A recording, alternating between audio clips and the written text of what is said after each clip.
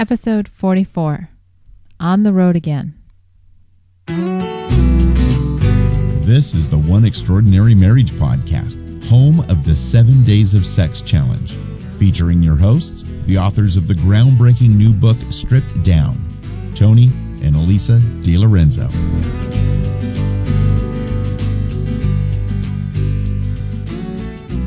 Welcome back to One Extraordinary Marriage, where we talk about life, love, and the pursuit of intimacy.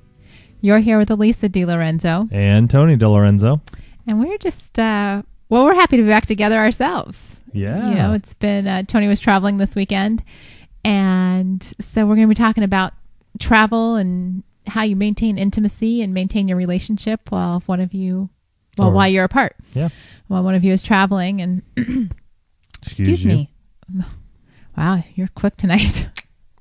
On top of things. Pretty impressive considering you got hardly any sleep last night. Getting in so late. So you want to talk about your trip? Let's talk about other stuff. I think the trip will lead into what we're talking about this week. All right. What do you want to talk about? Our week, which is what we do every week. I'm the one that's sleep deprived. And I'm not? I don't sleep well when you're gone. But we'll talk about that. I didn't sleep much when I was gone either. Well, you trying to one-up me here? No, I'm just saying it's not like I was having a heyday, just laxing, in the Florida sun. Yeah, well, you probably had sun, which is more than I can say here for San Diego this past weekend. Yeah, I hear you on that. So last week was, I'm trying to think. We got a lot of feedback. We heard a lot from you guys. Yeah. Lots of stuff from you guys. I think our week was pretty mellow as far as that goes. Yeah, just really trying to. I was trying to get out of town on Thursday, and so there was a little rush on that. Just trying to get a move on. But you made time for me. I did. You did. We had sex like twice last week before you left on Thursday. You left on Thursday. We didn't have it 2 times on Thursday. No, but we had it twice during the day. Both of them last week. So it was sort of nice. Monday and Wednesday, I think. If you guys haven't had sex more during the day, you got to do it. Especially if you got kids, it's like you're awake and you're fresh and you're just like, all right. You're not like pooped out trying to make it happen. Well, and for us, I do have to say we do have the benefit of Tony having a flexible schedule.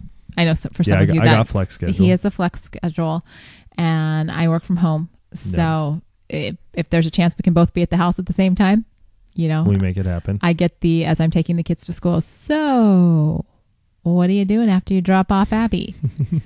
Code word. I'll be waiting for you in the bedroom. Code word.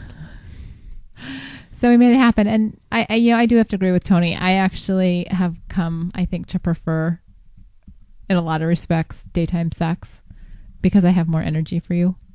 Just in terms of mental energy. It's not like, oh, I'm really tired, but it's my day or it's your day. And so, we're going to roll with this, but we're tired.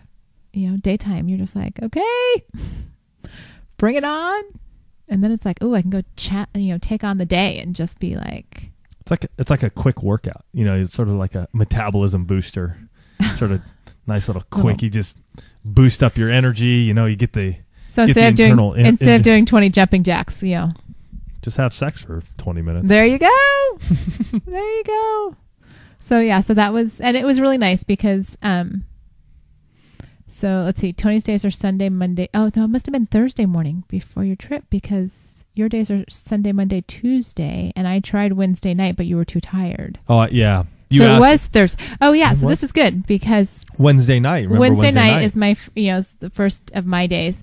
And, I know Tony's got this business trip he's leaving for on Thursday. So I'm thinking I really should initiate Wednesday night so that we don't, like, if I don't do it on Wednesday, I didn't know what his schedule was like for Thursday and didn't think we'd be able to get it in. And we're both in bed and I start making the moves and I'm not really getting much of a response. In fact, I'm not even sure your eyes were open. And so finally, I don't think they were. I was out. I was really, I was honestly sitting there just going, please do not initiate tonight. And I know that sounds so bad, you guys, because we always talk about taking the lead and being no rejection. And I was just pooped out. I was so dang tired. So when it finally came about, I was just ready to just go to bed. So I was kind of picking up on these signals because I'm quick like that. Oh, yeah, you are. And I asked Tony, I said, you know what? You've got this trip tomorrow. You're trying to get stuff ready. Do you want to have sex tonight? And he's like, no, really? I want to go to bed. And I said, okay. Yeah. We kind of sort of talked, well, hopefully we'll have time tomorrow. And the reality is Thursday in the midst of packing and figuring out what was going in the suitcase and, did he have everything, which carry on? And, we made time. Yep, we did. We made the time to make it happen so that we, keep up with our intimacy lifestyle, which we know some of you are jumping on board with that. And that is fantastic news. But more importantly, I have to say... Let's talk about that because there are a lot of new listeners. Okay, can I just say one thing real quick? Yes, you may. I just want to say I really appreciated you making the time in the midst of all of that craziness trying to get ready for a trip. I really appreciated you saying, you know what? I've got this half hour, 45 minutes to spend with Elisa. Right. And that really made me feel valued. So now you can interrupt. I'm glad you felt valued. I wanted you to. Oh, okay. Like I did. I felt good too. I did. Okay. For those of you that are just joining us, thank you. I was going to say one to all of our listeners who've been sharing us. We can't thank you enough, and I know we've been. So. And we did reach a milestone this past week. We're up to 702 fans. We are up to 702 fans. Kurt Lucas was number 700. He even put a little message on our Facebook fan page saying that he was 700. And we are so excited for all of our new listeners. Mm-hmm. As you guys start to listen to us, and those of you that have been with us for a long time, you know that we talk quite a bit about our intimacy lifestyle.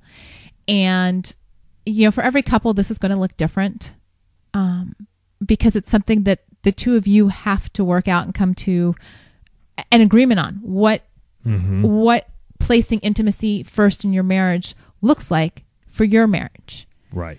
For Tony and I, it means that there are 3 days of the week, Sunday, Monday, Tuesday. One of those 3 days, he is going to initiate sex with me, and I am not going to say no.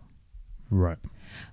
Then Wednesday, Thursday, Friday, those are my days. And yes, I just told you that Tony said, could I have a rain check this past week? But part of that is because we've got the communication there. It wasn't really a rejection, like, I don't want to have sex with you. I'm so exhausted that I will not be present right with you. And there's a difference there. But so those are my 3 days. And then Saturday is a day off, or if we decide we want to, it's a bonus day. But when either one of us is on, when it's our turn to take the lead on those 3 days, that means that we are initiating. We are saying, you know what, I'm going to light the candles, or in my case, I'm going to wear the lingerie to bed, or I'm going to, put blankets out on the living room floor, or, call them up as I'm coming home from taking the kids to school and saying, hey, what time's your first appointment? Do we have half an hour? Can we make it happen? And, some of you have written in saying, things to the effect of, actually, let me find this one email that we got, where, you've had the situation where you've agreed on something. Mm-hmm. You've agreed on whether it's going to be one night a week or it's going to be 2 nights a week, and you're still experiencing rejection. One spouse is still kind of holding the cards and saying, well, maybe not. That's not an intimacy lifestyle. That's where we were 2 years ago before we started our 60 days of sex and this whole snowball got rolling. Right. That was me saying, yeah, go ahead, Tony.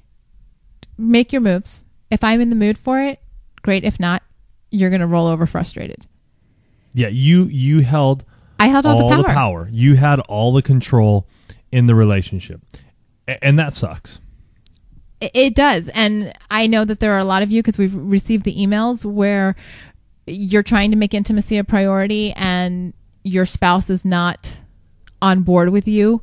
And that's going to take some more conversations between the two of you, because there's a reason why your spouse isn't on board with you. And I can't tell you what that reason is. I don't know what's going on in your marriage. But if you've received sort of that verbal lip service to say, yeah, we're going to do this, and then it doesn't happen, and I don't care if you're the man or the woman, you need to sit down and have a conversation and say, I'm not quite understanding what's going on here. I thought we agreed that we were going to make intimacy a higher priority in our marriage, and I'm feeling like things haven't really changed. Like I'm still pursuing you, but I don't have those nights where you're pursuing me, where you're initiating, where it's your turn to take the lead. And if nothing's changed, you're still in this frustrating cycle.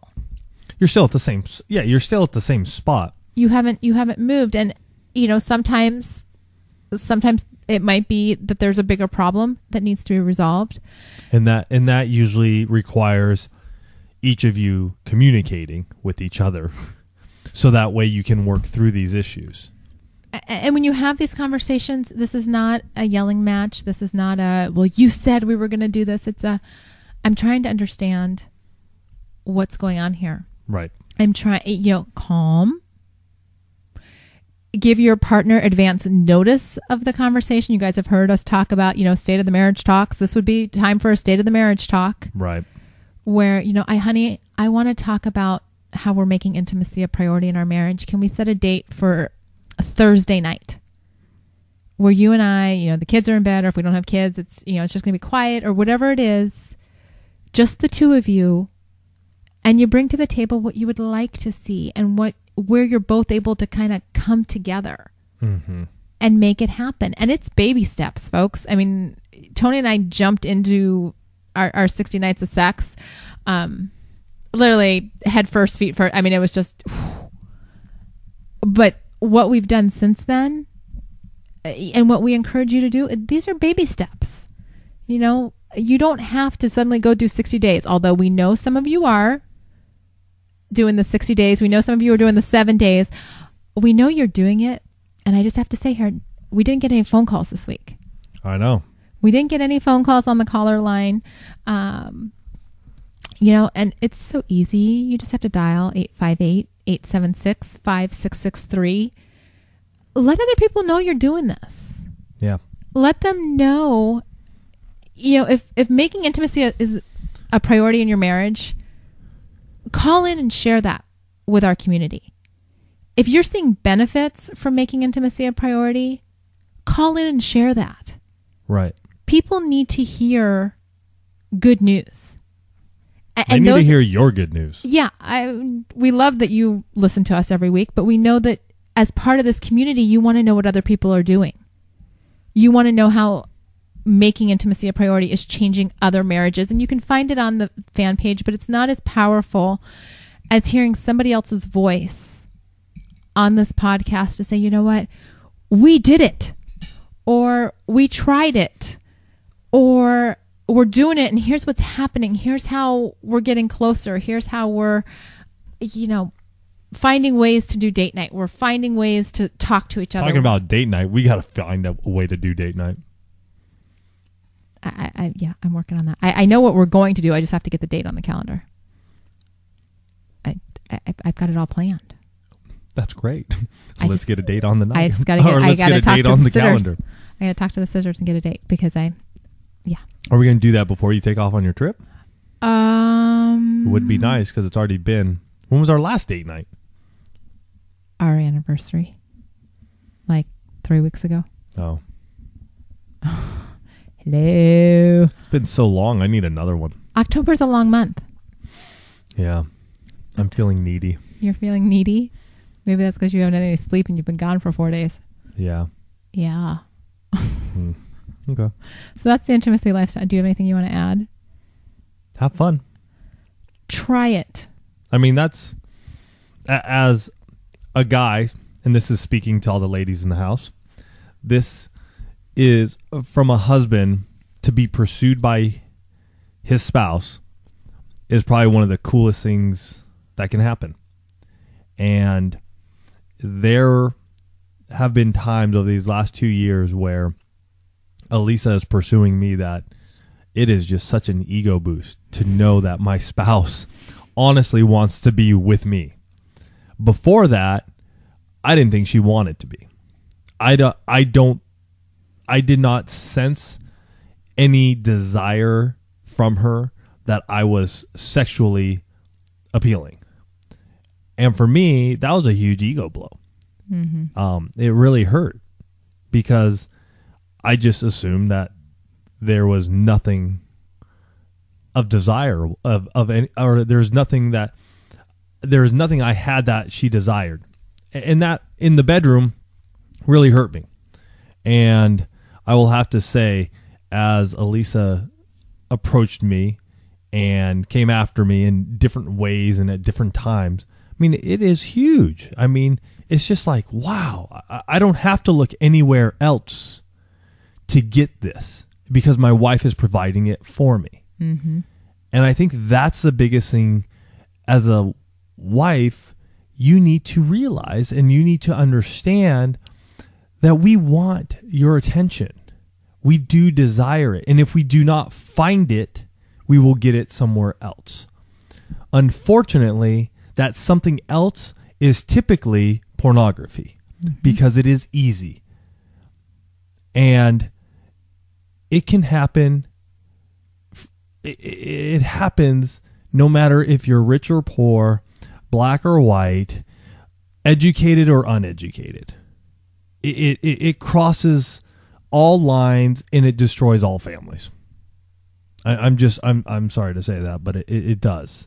So it's amazing what can happen when you just take a little step of faith and just put it out there. Yeah, it's good. I mean, I don't have to look anywhere. I don't have to go anywhere. Absolutely. You know, what for? I know I have a hot wife at home who is going to come after me. So, you know, even when I am tired or when I'm not, I mean, there is so much more that I get out of it when it is this relationship that has been nurtured and is loving and is fulfilling than anything I could ever get looking at pornography, which is empty and soulless and shallow and it just sucks the life out of you. Yeah. And it's, you know, this whole making intimacy a priority in your marriage, you know, it's not just saying, okay, we're going to have sex more often. It's, you know, we got this email talking about how a couple weeks ago, actually it was a message posted on the website. And, you know, we challenge you guys quite a bit to get outside your comfort zone, to say, you know what, you don't have to go crazy. I mean, we're not talking if you're used to wearing your flannel pajamas to bed to all of a sudden jump into Fredericks of Hollywood, you know, but in the baby steps, you can wear something sexy to bed. You know, you can make these changes that just say, you know what, I think you're pretty special. It doesn't necessarily have to lead to sex. It's just, I want to be attractive to you. Whether you're working out more or you're wearing, you know, sexy pajamas, or you're getting a clean shirt on before he comes home from work. Or, you know, we were talking about this. I took the kids to a Halloween party on Saturday night when Tony was in St. Louis. And, you know, it was really funny because one of the husbands there was in jeans and his wife was making the comment that, you know, she never gets him out of shorts. And I was laughing because I said, well, yeah, that's kind of funny because up until about 1.5 years ago, that was Tony. Right. And then I started making some changes in how I got dressed, and it was reciprocated in all of a sudden, you know, I've got a husband that actually shops for clothes. First time, and at that point in time, we'd been married 12 years, and I'm like, what's he doing? He's calling me up and saying, hey, I'm going to be a little bit late. I'm going to stop by Kohl's on the way home from work. And I'm thinking, sounds like Tony, but the Tony I married would never, that's like a foreign phrase. But, you know, it's so funny how those little things, you know, when Tony takes the time to put on a nice pair of jeans before we go out, okay, that's saying, you know what, you're kind of special. Right. You know, and so this one, I just want to read part of this one message, but this is from Jackie, and this was up on our website, and she said that this particular episode that we're talking about, they had just celebrated their 20th anniversary, and our marriage is good, but not great. Over the past few months, I have been convicted of how I am neglecting to give to my husband the best gift I can give him. Me. Fast forward to 2 weeks ago when you challenged us to put up or shut up. Her interpretation, in parentheses. Since then, I've been working up the nerve to ditch my flannel and wear something more seductive to bed. I was scared of being rejected, but instead was rewarded with a large smile and one of the best lovemaking sessions I can remember. Afterwards, I apologized to my husband for taking so long to get with the program. He kissed me gently and said, "Better late than never." Amen. Next on my list, ditching my granny underwear. Yeah, ditch those. But that is a post for another day. Yeah, ditch those. Go, and here's something that I think that's awesome that Elise and I have done is, we have hung out at Victoria's Secret and have together and looking at stuff that's hot and sexy on her. It's just weird. I still want to wear something that's hot and sexy for you, but you don't ever give me an answer. So it's hard to It's a little bit, you getting dressed up just like when we go out and you look good. There isn't a whole lot that guys can wear. I know, but I would like to know something that I could wear that gets you all hot and bothered for me. I think the reason I haven't given you anything is because I haven't been able to actually think of anything. Yeah. So that's okay. Well, anyways, get out of the grannies because those. I mean, there's a time and a place for them, but get some sexy little panties. Get some thong if you like the floss up the butt. What?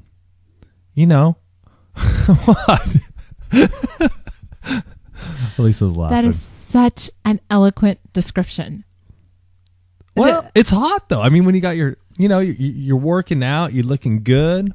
Okay. I mean, when you walk by, it's good. And for most guys, we are visual. I'm not disputing that. I'm just laughing at your description. Doing that is awesome. So yeah. So and I actually had another email correspondence with somebody else that she and her husband sat down and looked at lingerie online together. Yeah. And so there's if you're feeling like I want to be more sexy for him, but you don't know what he wants and you just don't know what to do, sit down together and find out. And I think the big takeaway from Jackie is how she said, it took her a couple of weeks to even get to this point, right? Yes, she had to work up the nerve to get out of her flannels. She had to work it up, and so to make that happen, put a drop dead date on. By this date, I'm gonna make this conversation happen. Well, and for her, it wasn't even a conversation. It was just doing it, like coming to bed in something silky instead of flannel, cottony. And I'm just saying that's sort of like your drop dead date. Either A, you're doing it, or A, you're talking about it. Well, but you gotta have that. I found her comment, the whole that she was worried about being rejected, very interesting, because I'm thinking, okay, really, what guy in his right mind is going to say no to the flannel staying in the bedroom or in the bathroom and the sexy coming out? But that's one of those things where when we've spent so long rejecting our spouse or not, and she even says it in her email that their marriage was good but not great, when you're just kind of going through and days are good but you don't have any wow, that's a concern. And I can understand, in rereading her message, where her concerns were coming from. And I think it's amazing and so encouraging that she said, you know what, I'm going to do it. I'm going to risk getting out of my comfort zone. I'm going to try something, and hopefully he doesn't, she doesn't say it in the message, but hopefully he doesn't say no. Hopefully he doesn't laugh at me. Hopefully this moves us forward instead of moving us backward. And, we're starting to see these messages on a fairly regular basis where one of the spouses gets out of their comfort zone to try something to improve the intimacy in their marriage, and they are rewarded with their spouse saying, I've been waiting for you. I'm ready. Let's do it. this is fantastic. Yes. All of those positive affirmations when somebody steps up to say, you know what, I'm going to make a positive change in our marriage. And that's powerful. It is. That's incredibly powerful. So Jackie, thank you so much for putting that comment up on our website. Another thing I want to bring up for my week. So while I was flying out to St. Louis, I got to sit next to this guy, Matt, who works for Ocean Conservancy. Cool guy from DC. And we happened to just start chit-chatting, and he is 35 and planning to get engaged in April. Oh, boy. So, how long was that flight? From here to Denver. Okay. Couple hours. Talk to zero. So it was fun, though, talking to him, because all of a sudden here you have this guy and just the passion he had to learn. Okay, what do I need to talk about? What should we make sure we have settled before we get married? And I told him, I'm like, look, marriage is going to go up and down. You're going to have your highs, you're going to have your lows. You just need to know that you're going to stick it out, and you're going to talk. And I told him, here like 4 things I would discuss before I got married. 1, I would talk about finances. 1, I would talk about in-laws. 1, I would talk about faith. And the 4th and last one I would talk about sex. And that, he was like, sex? You talk about that? And I told him, I said, look, money is big, especially for you guys, because you're in your mid-30s. And I think she was a couple years younger. Okay. So, 30s. Professionals. So I said, you need to start talking about that, because if you don't discuss it now, don't think it's going to be any better when you get married. In-laws isn't a big deal, he said, because his folks are in Australia and her folks are divorced and they, whatever. So I said, well, you still need to talk about that. Still need to clarify some of those holiday issues, right, and questions. All that. Yeah. Faith. He said, well, we really don't have faith. I go, well, you may still need to discuss it, because she may have something that she hasn't talked to you about, and you may have something that you want to discuss. I even said, I go, Jesus is always there. He's there. He's willing to listen to you guys. So bring it to him. And I said, sex, if you don't start talking about it, at some point, it's going to drive a wedge in your marriage, because you want to know what's happening, what you like, what you don't like. So, and if you're asking, I'm sure many of you are going, whoa, is Tony talking about premarital sex? I assume they're having sex. I just, most times. But even if they're not, they need, right. I mean, there are people out there in their 30s that have not had sex prior to marriage, but, okay, probably not a lot, but regardless of whether they have or they haven't, they need to have some conversations on how they're going to approach their sex life. Yes. I mean, yes, they will also, and planting the seed, if they haven't had sex, on, how to have those, how to do the questionnaire, that questionnaire that we have on our website. I did bring that up, yes. Things like that to get the conversation started. Mm-hmm. Because he's probably thinking, dude, I'm going to be a newlywed. Sex is so not a problem. And, those of you that have been married more than, a month, couple weeks, when life starts to interfere with the honeymoon phase, I know. That things don't go the way you thought they would. Those of you that have been married a long time, you've seen the hills and valleys in your marriage. Yeah. The times when you've had this amazing sex life, and the times when you're like, wow, do I have a sex life? And so even having the knowledge that this is a topic they should even talk about puts them so much farther ahead. Let's say that, he doesn't listen to you and he doesn't take your advice. At least if things start to happen in their marriage in the future, he can be like, you know what, that guy that was talking about sex on the airplane that one time, he told me we should talk about sex. Maybe this is now the time we should talk about sex. Well, I gave him the podcast and everything. Of course you did. It's like, you got to listen there, buddy. You'll learn. Because I told him about the 60 days and everything. He's like, oh man, I got to get this. I got to listen to this one. So. Well, and you guys have been doing a phenomenal job sharing.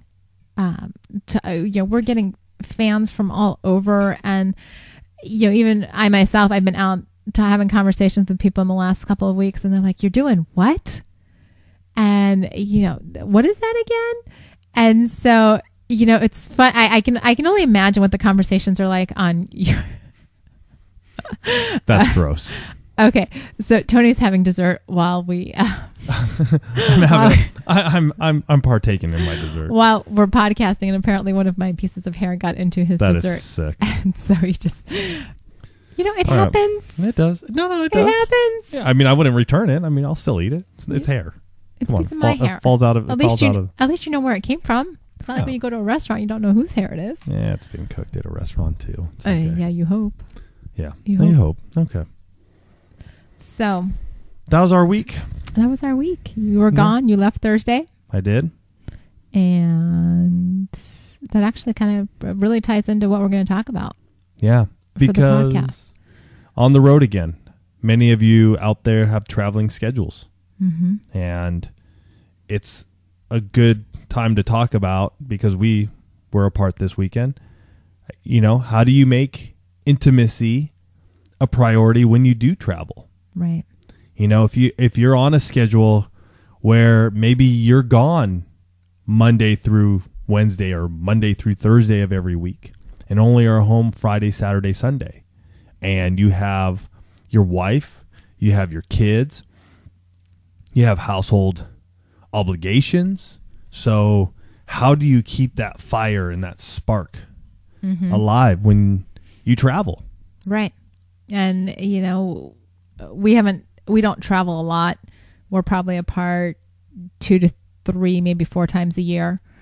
But it's also, whoever's the stay-at-home spouse during that trip, it's how do you get on the phone and not have it be, okay, well, here's what the kids did today. The rah, rah, dragging you down. I just, I need to vent, and, there's nothing the traveling spouse can do.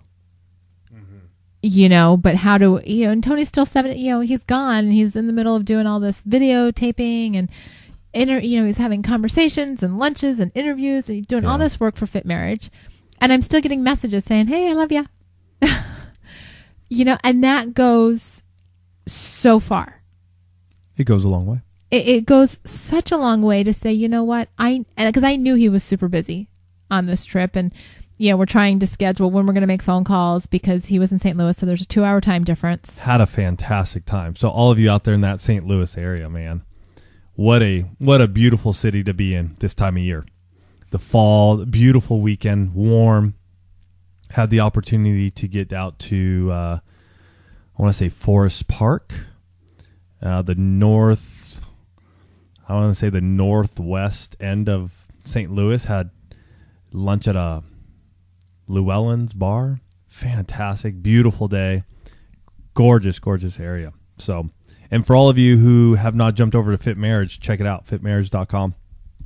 It's coming together awesome. It's coming together unbelievably well, and love for you to sign up for the newsletter there, and we'll keep you posted on what's happening. Yeah, Llewellyn's Pub. I just found it. Like an Irish pub. Yeah. Really good. Had a blast of a time there. So Tony's having a great time.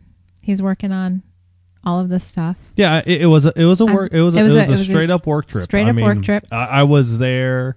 I was going to bed 2 a.m., waking up at 8, and pounding away at video filming and production and audio and music stuff and just the whole thing that needs to happen to start up a new business. So we had a number of, Dustin over there at Engage Marriage and I had numerous conversations of what we're doing with this, what our plan of attack is. Mm-hmm. It's, doing stuff online is just like running a normal business. You got to have a plan of attack. You have to have a business model, mm-hmm.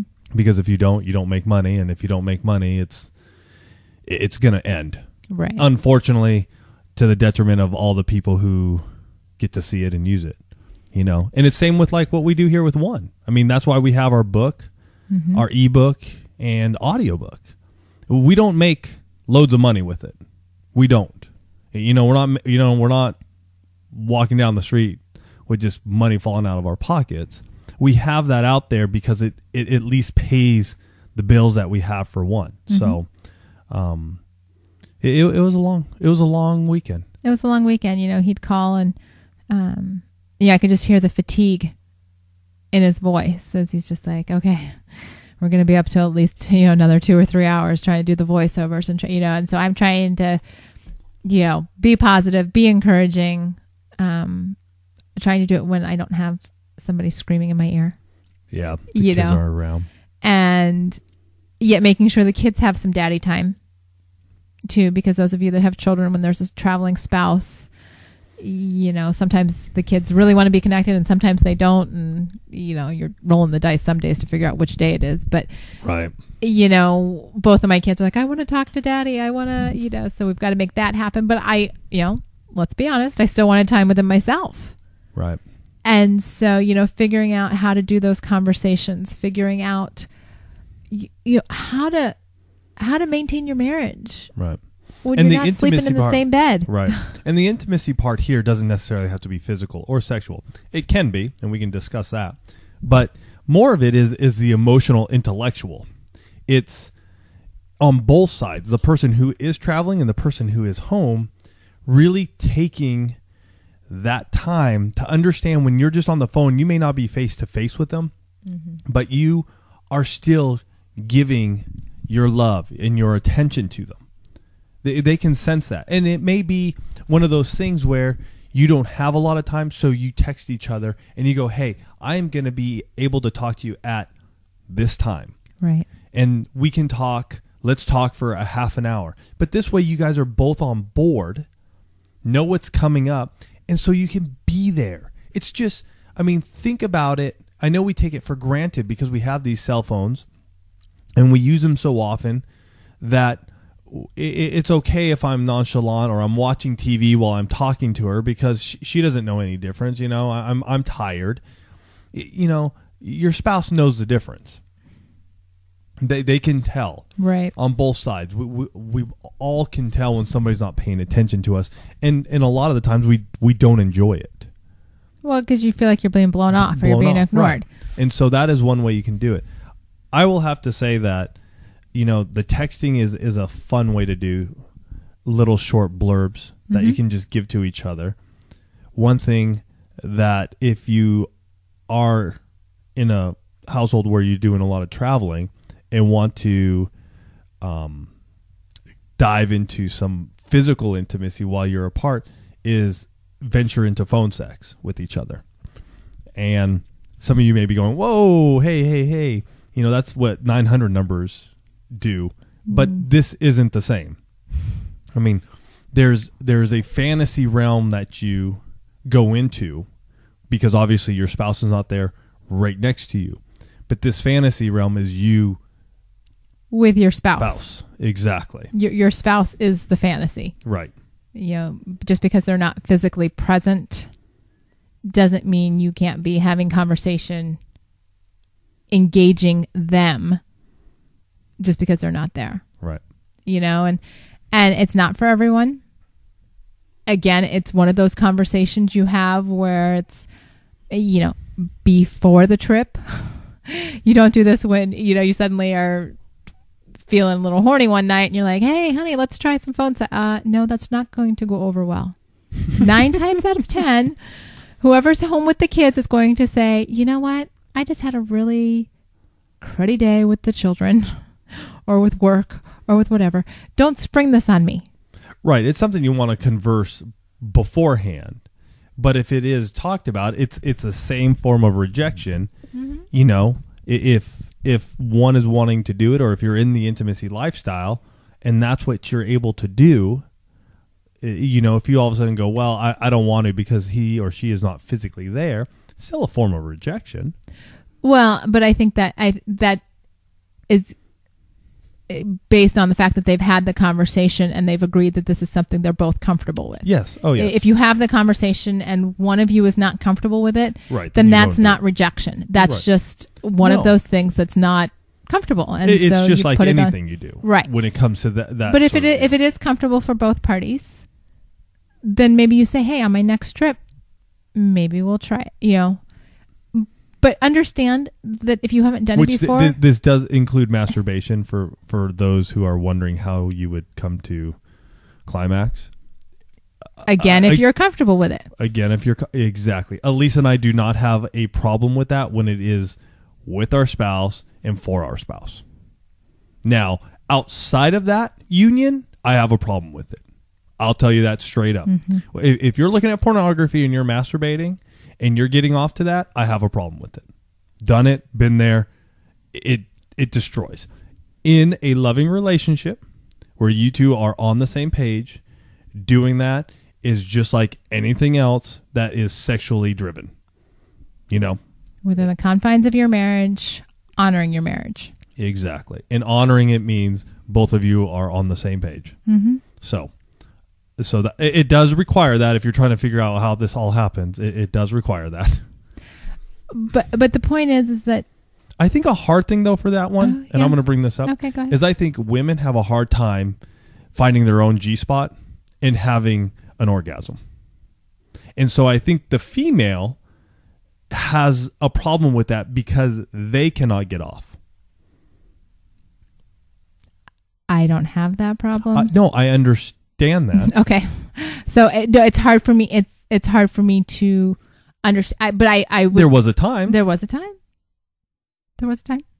I think that kind of goes to the fact that within the confines of a loving, nurturing marital relationship, exploration of your bodies and finding what feels good is something that should be done.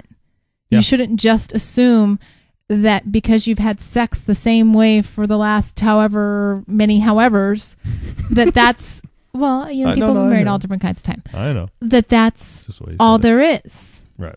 You know, you might, as you explore each other, find touches that feel really good, that you're like, wow, where did that come from? But if you don't get out there and try something different with each other, you're never going to know. I mean, there could be fireworks that you haven't seen yet or felt because nobody's willing to have those conversations like some of our listeners have over the last few weeks and months where they're like, I'd like to try something new, right, or I'm going to do something new. Mm-hmm. And guess what? There are fireworks. Yep. There are fireworks happening in bedrooms all around this world because people are saying, you know what, let's try something. Right. And, you know, explore your body with your spouse. Yeah. And that's who's one of the safer to explore your body with. And that's one of those things, you know, the lights can be on if you're doing this. Again, a lot of this helps out. A lot of this exploration will help out when you do travel, when you are apart from each other. Because as a husband, I know what turns on Elisa. And so for me to pick up the phone and talk to her in a seductive way, it can turn her on, and vice versa, because we've worked at it. Well, and that's not just, and that brings up a really good point. I mean, the sex, the physical, for women, a lot of it is auditory. Yeah. You know, I'm getting turned on right now just talking about this. Well, it has been a long time for you, Sailor, hasn't it? I mean, good grief. I'm just saying, it just, you know, and I'm looking at you and I'm getting turned on. Oh, that's good. And for those of you that are wondering, I am in a sweatshirt and flannel. You know, with headphones on. It's sitting in front of a laptop. I am about as, you know, as sexy attractive as you could be and right sexy now. As I could possibly be. I worked out this afternoon. I'm like, I've got it all going on right now. It's a wonder he hasn't, you know, just put down the headphones. I had to run with that. You put that ball right there, and I had to hit it out of the park. Run. But your marriage should be the safest place for you to learn what you like to hear, what you like to feel. And as you build these conversations, as you build this repertoire of touches and sayings and, you know, caresses and whatnot, you're going to be able to travel and be able to, you know, like, I love it when you wear, you know, even just to call up your spouse and say, you know, I'm thinking about you. I love it when you wear that red nightie, or, you know, I'm thinking about, you know, just the way you call me. I love it. Mm-hmm. That, you know, you can, some couples will go down the phone sex path. Others won't. It's a comfort level thing. But if you can keep up the sense that your spouse is a priority when you're traveling, that's what we're talking about. You know, we want you to think about ways that you can make your spouse feel like they're number one, even if they're not coming home for dinner that night. Mm-hmm. You know, do you send the text? Do you put a note in their suitcase?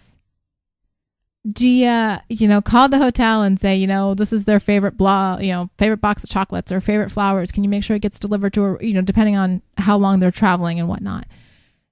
You guys are so creative that I know sometimes it's just a matter of getting the conversation going. And I would love to hear from some of you this week, whether you call in on the caller line or if you email me at askalisa@oneextraordinarymarriage.com or Tony at asktony@oneextraordinarymarriage.com. Tell us what you guys do when you travel apart from each other. What have you found that's worked to maintain the intimacy? What do you do that says, I don't care if we're in the same bedroom or if we're in the same world because you're traveling away, on business or pleasure or whatever. This is what I'm going to do to make sure that you know that you are number one in my heart. Right. That emotional and intellectual connection, that will carry you whether or not you decide to engage in phone sex. Right. That is, phone sex is such a small component of maintaining the intimacy in your marriage when you are apart from each other. It's fun to do. I'm not saying it's not fun to do, but it's not the whole meat of the, it's not the whole meat of the matter. No. It really is a small component. I mean, we've traveled, I don't know how many times, in the last couple of years, and we've never had phone sex. Yeah, we haven't.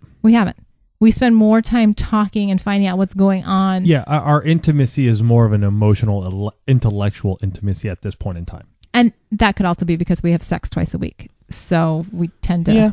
I mean, I don't know what it is. I don't know what it... But I just want our listeners to know that even though we just spent a good portion of time talking about phone sex, it's not something we engage in on every business trip. No. We didn't do it on this business trip. We didn't do it on this one. I was too damn tired. I can't remember actually the last one that we did. But I think it's because I'm usually traveling with a group of women and it's like a slumber party. Neither here nor there. But maintain that emotional and intellectual connection so that when you come back together, the physical will be there. Mm-hmm. If you work on those two areas, then, the physical, you guys know this. If you're engaging the mind and the heart, you will have the physical. You will have the great sexual component of your marriages. And, it takes a little more effort when you're not seeing somebody face to face, but it's not impossible. And it's not one of those things where you have to say, you know what? Oh, well, my husband's away on a business trip. I'll see him when he gets back. No, my husband's away on a business trip and I left him a note in his suitcase. So, when he opens his first pair of socks, he's going to get a little love note because I tucked it in the socks. Or, I sent him a message on email or I sent him a text. And it's going to be all these little things where he's like, I can't wait to get home and see her or him. That's what you want to create. You want to create that desire to come home. Right. Because ultimately, that's the most important thing. Mm-hmm. When you're traveling, you want them to miss home so much. You want to miss home so much that there's no place you'd rather be. Right. To know that person is waiting for you. They think that you are literally the greatest thing since sliced bread. Which you are. And they are the one to fill that role in your life and in your marriage. I mean, they put you up there and fill that need in you so that you don't have to, turn to porn or turn to whatever. You make, absence does make the heart grow fonder. I agree that sometimes we just need a little space from each other. But it is nice to be able to maintain those connections. And that's what you really need to work on. when you are traveling, whether it's for business or for pleasure. Don't let the little things slide just because you're not in close proximity to one another. Right. All the things we talk about, they can all be modified to work if you're apart from one another. And that's what I want you guys to think about. Call in and talk to us this week. Maybe we'll put that up as the question of the week. I will write that down right now because you just gave me the look of, okay, that's great. Yeah, I want to know what people are doing. Okay. I'm all for it. Anything else that you want to? Anything else that I want to talk about? Yeah. Or that you want to add to that? No. All right. Not that I'm aware of. Apparently you're just distracted because you're, all that sex talk and you've been gone for 4 days. Honestly, I am. I'm a little distracted over here. I'm like hello, where's my partner? Let's get this podcast done and get it up and get it out there to everybody. All right. And so we can have some fun. On another note, when you're listening to this, I will be at the dentist taking care of my mouth issue. So if you do get this again, if your mouth starts feeling like it's on fire, and you can also follow me on Twitter at OneOnFire, it might be a yeast infection in your mouth due to oral sex. So again, I am giving you the PSA. Okay, the one on fire, though, I have to say that did not come as a result of your mouth. No, it didn't. That's okay, but the way you said that after you were saying that your mouth was on fire, I just want people to know that that's not where we're going your with Twitter name. It didn't come from that. So no. So it's been an awesome week. I'm honestly just pooped out and tired. So if I wasn't here completely tonight, it's a lot about that, and it's just being truthful and honest with you guys. Sometimes you get behind a mic and you're excited, and as you get through it, you start to teeter out. And I've had a busy day at work, which was nice, and a lot on my plate. So not that I wanted to hold anything back from you guys, but it's just about that time where just want to get it all done and move on this week. So you guys have been awesome. We love hearing all the feedback. We love everything you give us. So take care. God bless, and love you guys.